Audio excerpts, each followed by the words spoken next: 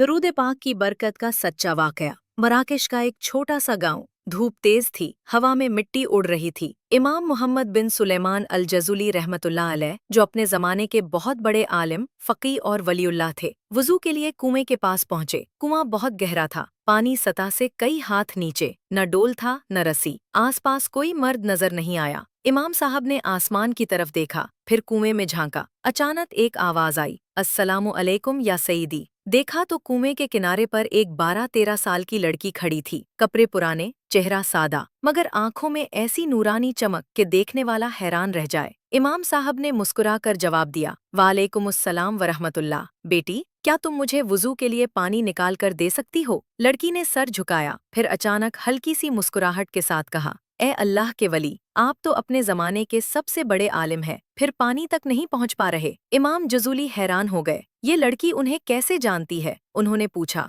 तुम ये कैसे जान के मैं कौन हूँ? लड़की बोली, मैं तो बस अल्लाह की एक गरीब बंदी हूँ, मगर जो दरूद आप लोगों को सिखाते हैं, अगर आप खुद भी इस पर अमल करते रहते तो आज पानी आपके पास खुद चला आता। इमाम साहब ने कहा, अच्छा तो तुम बता दो, तुम कैसे पानी निकालती हो? लड़की ने कुएं की तरफ देखा, फिर आहिस्ता से मुंह खोला और कुएं में थूक दिया। बस एक लम्हा, कुएं के अंदर से ऐसी आवाज आई जैसे कोई तूफान उठ रहा हो। पानी जोर जोर से उबलने लगा। देखते ही देखते पानी की सतह तेजी से ऊपर उठने लगी। 1 फुट, 2 फुट, 10 फुट, और चंद लम्हों में कुआं लबरेज हो गया। पानी किनारों से छिलक कर बाहर बह रहा था। इमाम जुजुली के पांव तले जमीन निकल गई। वो पीछे हटे, उनकी आंखें फटी की फटी रह गईं। उन्होंने लरसती आवाज में पूछा, ए अल्लाह की बंदी, ये क्या था? ये करामत तुम्हें कैसे मिली? लड़की ने बड़ी मासूमियत से जवाब दिया, या सैयदी, मैं तो बस दिन रात दुरूद पढ़ती रहती हूँ। अल्लाहुम्मा सल्ली अला मुहम्मद व अला आले मुहम्मद। जब से जबान पर दुरूद का विर्द जारी किया, अल्लाह ने पानी को भी मेरा ताबे कर दिया।